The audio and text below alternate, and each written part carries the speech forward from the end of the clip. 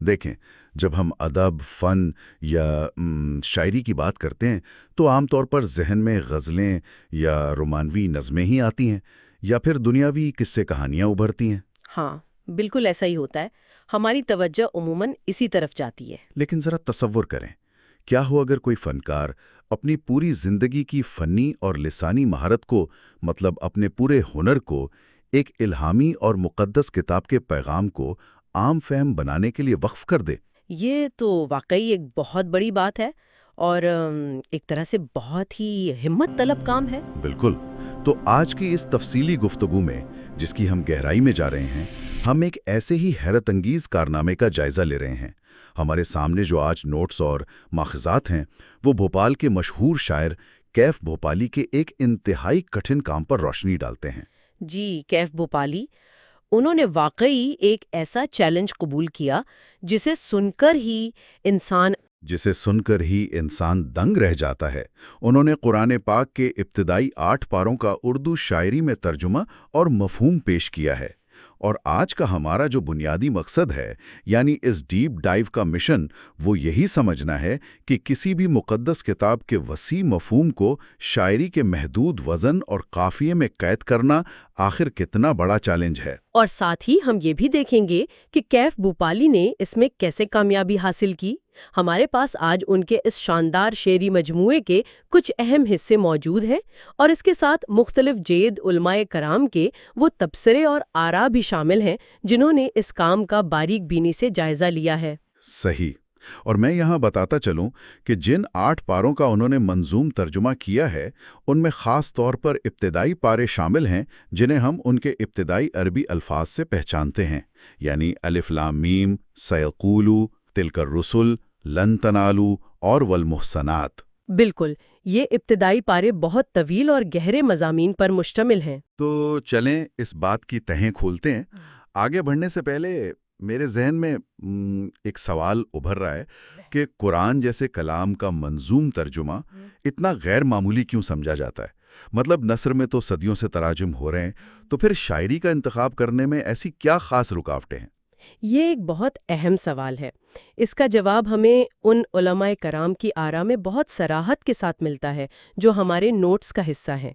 मिसाल के तौर पर प्रिंसिपल इमानिया कॉलेज बनारस हजरत मौलाना सैयद मोहम्मद ताहिर साहब का एक बहुत ही जामे तबसरा मौजूद है। अच्छा, उन्होंने क्या फरमाया इस बारे में? वो फरमाते हैं कि देखें, अरबी ज़बान बज़ाते खुद बहुत वसी है और खुसूसन कुरान हकीम के जो अल्फाज हैं उनकी फसाहत और मानी इस कदर पहलूदार हैं कि उर्दू ज़बान के दामन में उनका मुकम्मल मफहूम समेटना नस्र में भी इंतहाई दुश्वार होता है।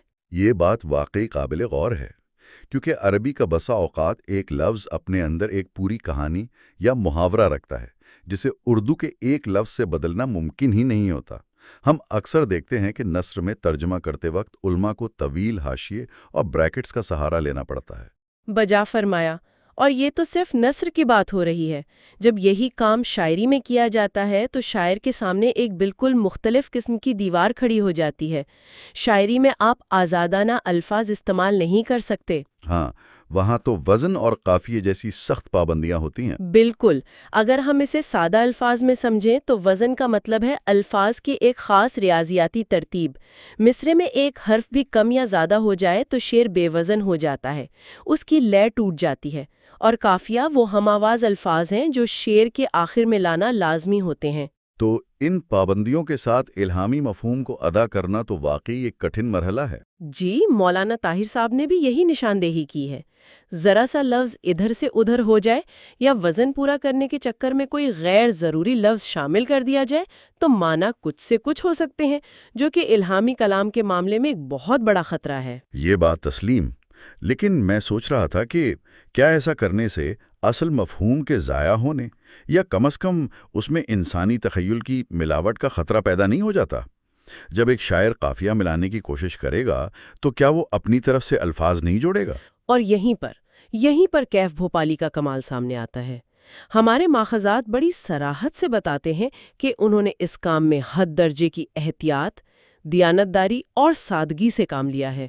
उन्होंने इस बात को यकीनी बनाया कि मफहूम में कोई तब्दीली ना आए। یعنی قرآنی پیغام کی جو اصل ہیبت ہے وہ برقرار رہے۔ بالکل برقرار رہے۔ انہوں نے شاعرانہ تخیل کو الہامی پیغام پر حاوی نہیں ہونے دیا، بلکہ اپنی شاعری کو محض ایک سواری کے طور پر استعمال کیا تاکہ پیغام منزل تک پہنچ سکے۔ حد ادب کو برقرار رکھتے ہوئے اردو اشعار میں اس قدر گہرے معنی کو ڈھالنا واقعی ایک جرأت مندانہ قدم تھا۔ اور یہاں آ کر بات واقعی بہت دلچسپ ہو جاتی ہے، کیونکہ جب ان اشعار کا مطالعہ کیا جاتا ہے تو وہ ساری پابندیاں جو آپ نے ابھی گنوائیں، وزن، قافیہ، بحر، وہ کہیں محسوس ہی نہیں ہوتی۔ جی، قاری کو صرف ایک عجیب سی روانی اور مٹھاس محسوس ہوتی ہے۔ اس کمال کو بہتر طور پر سمجھنے کے لیے ہم ایک عملی مثال کی طرف چلتے ہیں۔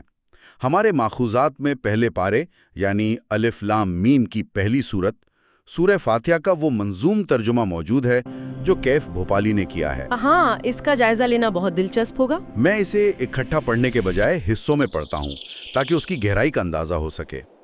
آغاز کچھ یوں ہوتا ہے: سبھی خوبی سبھی تعریف ہے اللہ کو زیبا، بزرگی ہے اسی آقائے عالی جا کو زیبا، وہ ہے سارے جہانوں کا خدائے برتر و بالا، برابر ساری مخلوقات کا ہے پالنے والا۔ واہ، یہاں سب سے دلچسپ بات یہ ہے کہ ان ابتدائی 4 مصروں میں سورہ فاتحہ کی ابتدائی آیات یعنی الحمدللہ رب العالمین کا مکمل احاطہ کر لیا گیا ہے۔ الحمد کے لیے سبھی خوبی سبھی تعریف کا استعمال کیا گیا ہے۔ اور وہ جو لفظ استعمال کیا ہے انہوں نے، زیبا۔ جی، ذرا لفظ زیبا کے انتخاب پر غور کریں۔ زیبا کا مطلب ہے وہ چیز جو کسی پر سجے، جو کسی کے لائق ہو۔ یہ محض ترجمہ نہیں ہے، بلکہ اس میں ایک گہرا عقیدہ چھپا ہے کہ ہر قسم کی تعریف صرف اسی ایک ذات پر سجتی ہے۔ اور پھر رب العالمین کو کتنی سادگی سے سارے جہانوں کا خدائے برتر و بالا اور ساری مخلوقات کا پالنے والا کہہ کر بیان کر دیا گیا ہے۔ یہ وہ الفاظ ہیں جو ایک عام انسان اپنے روزمرہ کی گفتگو میں استعمال کرتا ہے۔ بالکل۔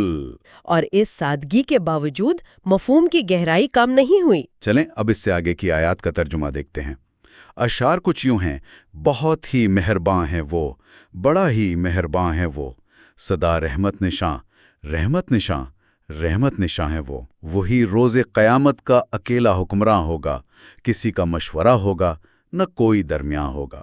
یہ اشعار دراصل الرحمن اور رحیم اور مالک یوم الدین کی تفسیر پیش کر رہے ہیں۔ عربی میں رحمان اور رحیم دونوں میں رحم کا مادہ ہے، لیکن دونوں کی وسعت اور کیفیت مختلف ہے۔ اور اسے اردو شاعری میں دکھانے کے لیے شاعر نے تکرار کا سہارا لیا ہے نا؟ بالکل صحیح پکڑا آپ نے۔ بہت ہی مہربان، بڑا ہی مہربان، اور پھر 3 بار رحمت نشاں، رحمت نشاں، رحمت نشاں کا ورد۔ یہ شاعرانہ تکرار دراصل اس بے پناہ اور مسلسل رحمت کو ظاہر کر رہی ہے جو قرآنی الفاظ میں پوشیدہ ہے۔ اور پھر مالک یوم الدین کی تشریح میں شاعر نے جو اضافہ کیا ہے کہ کسی کا مشورہ ہوگا نہ کوئی درمیاں ہوگا، یہ کوئی تحریف نہیں لگتی رجے؟ نہیں، بالکل نہیں، یہ تحریف نہیں ہے، بلکہ یہ اس مالک ہونے کے تصور کی نہایت خوبصورت اور عام فہم تشریح ہے کہ اس دن کی بادشاہت مکمل طور پر مطلق ہوگی، جہاں کسی اور کی سفارش یا دخل اندازی نہیں چلے گی۔ یہ تشریح واقعی حیران کن ہے کہ کس طرح ایک مصرع پوری ایک تفسیر کا کام کر رہا ہے۔ چلیں اب سورت کے اس حصے کی طرف بڑھتے ہیں جو ایک دعا اور التجا پر مبنی ہے۔ اشعار ملاحظہ ہوں: خداوندہ تیرے آگے ہم اپنا سر جھکاتے ہیں، تجھی کو پوجتے ہیں بس تجھی سے لو لگاتے ہیں، خداوندہ تجھی سے چاہتے ہیں ہم مددگاری، تجھے آتی ہے اپنے آرزومندوں کی دلداری۔ ان اشعار کی ساخت واقعی ایک شاہکار ہے۔ قرآنی آیت ایاک نعبدو و ایاک نستعین، جس کا مطلب ہے کہ ہم تیری ہی عبادت کرتے ہیں اور تجھ سے ہی مدد مانگتے ہیں۔ اس میں عربی گرامر کا ایک خاص پہلو بھی تو ہے نا؟ جی، میں وہی بتانے لگی تھی۔ عربی زبان کا ایک اصول ہے کہ جب مفعول کو یعنی جس پر کام ہو رہا ہو اسے پہلے لے آیا جائے تو اس میں حصر یا تاکید پیدا ہو جاتی ہے، یعنی صرف اور صرف تیری۔ تو اس لسانی باریکی کو اردو میں کیسے لایا گیا؟ انہوں نے لکھا ہے تجھی کو پوجتے ہیں بس تجھی سے لو لگاتے ہیں۔ بالکل، یہاں لفظ بس اور تجھی کا استعمال عربی کے لفظ ایاک کی اس تاکید اور تخصیص کو پوری طرح ادا کر رہا ہے جو نثر میں اکثر طویل جملوں کی مانگ کرتا ہے۔ اور پھر مددگاری کے ساتھ اپنے آرزومندوں کی دلداری کا قافیہ ملانا، یہ ایک عام انسان کے دل کی آواز لگتی ہے۔ اس کے بعد سورت کا آخری حصہ آتا ہے جو سیدھے راستے کی طلب ہے۔ دکھا دے ہم کو سیدھی راہ پہ لے چل، جنہیں تو نے نوازا ہے انہی کی راہ پہ لے چل، نہ ان کی راہ پہ لے چل، خدائی مار ہے جن پر، تیری پھٹکار ہے جن پر، تیری دھتکار ہے جن پر، نہ ان کی راہ پہ لے چل، بھٹک کر رہ گئے ہیں جو، طلب کی صبح چمکی، چمک کر رہ گئے ہیں جو۔ اہدنا الصراط المستقیم کو ایک نہایت نرم اور رواں التجا میں بدل دیا گیا ہے کہ دکھا دے ہم کو سیدھی راہ۔ لیکن ان اشعار کا سب سے طاقتور حصہ وہ ہے جہاں غیر المغضوب علیہم ولا الضالین کا ترجمہ کیا گیا ہے، یعنی ان لوگوں کا راستہ نہیں جن پر غضب نازل ہوا اور جو بھٹک گئے۔ جی، اور کیف بھوپالی نے اس کے لیے جو الفاظ چنے ہیں وہ ہماری مقامی اور روزمرہ زبان کے انتہائی گہرے الفاظ ہیں: خدائی مار، پھٹکار اور دھتکار۔ جی، یہ الفاظ واقعی بہت بھاری اور اثر انگیز ہیں۔ کسی عام شخص کو شاید عربی لفظ مغضوب کی مکمل لغوی گہرائی معلوم نہ ہو، لیکن خدائی مار یا دھتکار سنتے ہی ذہن میں ایک پوری تصویر بن جاتی ہے، ایک خوف اور انجام کا احساس بیدار ہو جاتا ہے۔ بالکل، اس طرح کا ترجمہ الہامی پیغام کو ایک عام آدمی کی ذہنی سطح پر لا کر اسے اس کی روزمرہ کی سوچ سے جوڑ دیتا ہے، اور یہی اس کام کی سب سے بڑی فتح ہے۔ تو جب ہم ان ماخوذات میں موجود علماء کرام کے تبصروں کا مزید جائزہ لیتے ہیں تو یہ بات نکھر کر سامنے آتی ہے کہ اس شعری مجموعے کو محض ایک جذباتی یا ادبی کاوش سمجھ کر نظر انداز نہیں کیا گیا۔ جی، اسے باقاعدہ ایک مستند اور قابل قدر علمی کام کے طور پر تسلیم کیا گیا ہے۔ خطیب شاہی جامع مسجد بنارس حضرت مولانا مفتی عبد ابراہیم صاحب کی رائے ہمارے سامنے ہے۔ انہوں نے بڑی صراحت سے لکھا ہے کہ کیف بھوپالی نے اپنی محنت کا جو سرمایہ پیش کیا ہے اس میں پوری احتیاط سے کام لیا ہے۔ ہاں، ان کا کہنا ہے کہ ترجمہ کے حدود میں بال برابر بھی تجاوز کی جرت نہیں کی گئی۔ کسی بھی شاعر کے لیے علماء کی طرف سے ایسی توثیق ملنا ایک بہت بڑا اعزاز ہے۔ یہ ایک اہم نقطہ ہے، کیونکہ مذہبی اور الہامی کلام کے معاملے میں سب سے بڑا ڈر یہی ہوتا ہے کہ شاعر کا اپنا فلسفہ کہیں الہامی پیغام کی جگہ نہ لے لے۔ جامعہ ازہر مصر کے متخصص حضرت مولانا حافظ محمد عمران خان صاحب ندوی کا تبصرہ بھی ان نوٹس میں شامل ہے۔ جی، انہوں نے بھی کچھ اسی قسم کی بات کی ہے۔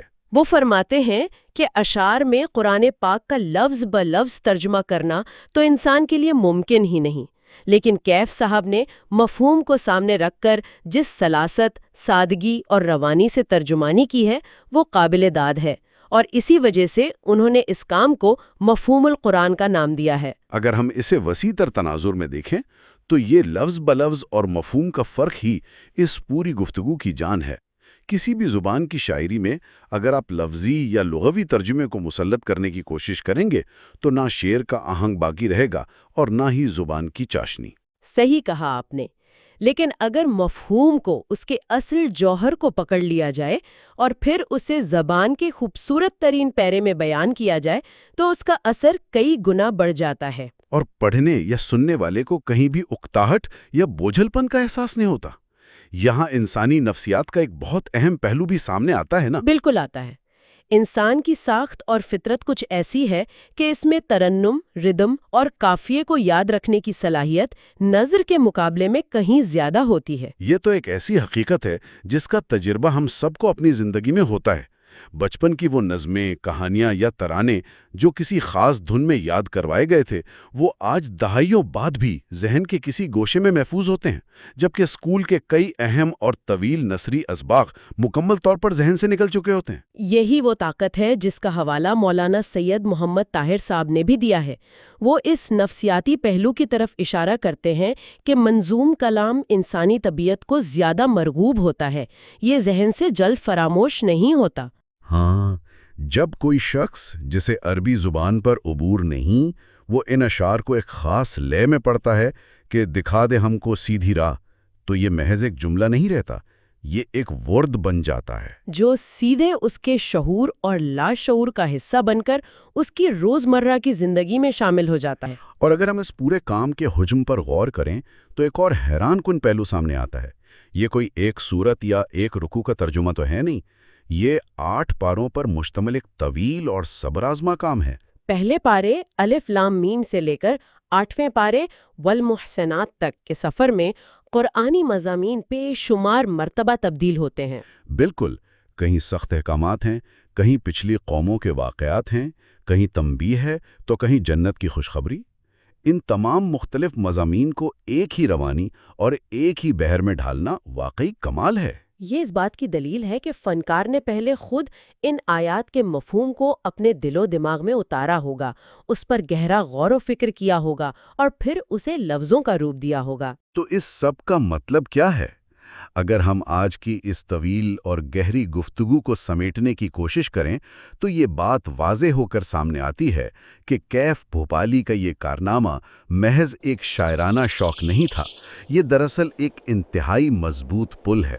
ایک ایسا پل جو عام فہم ادب کو اعلیٰ ترین الہامی، مذہبی اور روحانی علم کے ساتھ جوڑتا ہے۔ قرآن مجید کے ان ابتدائی 8 پاروں کا منظوم کام اس بات کا ایک روشن ثبوت ہے کہ جب انسان کی سچی عقیدت اور اس کا اعلیٰ درجے کا فن آپس میں ملتے ہیں تو ایسے شاہکار جنم لیتے ہیں جو زمان و مکان کی حدود سے بالاتر ہو کر ہمیشہ کے لیے محفوظ ہو جاتے ہیں۔ اور اگر ہم آج کے دور کی بات کریں تو اس قسم کے کام کی اہمیت اور بھی زیادہ شدت سے محسوس ہوتی ہے۔ آج ہم جس تیز رفتار دور سے گزر رہے ہیں اسے انفارمیشن اوور لوڈ کا دور کہا جاتا ہے۔ بالکل، ہر طرف ڈسپلے سکرینز اور سوشل میڈیا پر معلومات کی ایک نہ رکنے والی بھرمار ہے۔ اس شور میں انسانی ذہن تھکاوٹ کا شکار ہو جاتا ہے اور اس بھاری بوجھ تلے دب کر اصل اور گہرے علم کو جذب کرنے سے قاصر رہ جاتا ہے۔ ایسے حالات میں علم حاصل کرنے کے وہ طریقے زیادہ کارآمد ثابت ہوتے ہیں جو ذہن پر بوجھ بننے کے بجائے نرمی اور خوبصورتی کے ساتھ سیدھے دل میں اتر جائیں۔ اور شاعری کا اصل کمال ہی یہی ہے کہ یہ خشک ترین اور پیچیدہ بات کو بھی جذبات اور ردھم کی چاشنی میں لپیٹ کر پیش کرتی ہے۔ یہ ایک ایسا نقطہ ہے جس سے اختلاف ممکن نہیں، اور یہیں پر ہم آج کی اس تفصیلی نشست کے آخری پڑاؤ پر پہنچتے ہیں۔ آج ہم نے دیکھا کہ کس طرح فن اور شاعری نے ایک انتہائی پیچیدہ اور الہامی پیغام کو عام لوگوں کی فہم کے بالکل قریب لا کھڑا کیا۔ جی بالکل۔ لیکن جانے سے پہلے ایک ایسا سوال ذہن میں کلبلانے لگتا ہے جو واقعی غور طلب ہے۔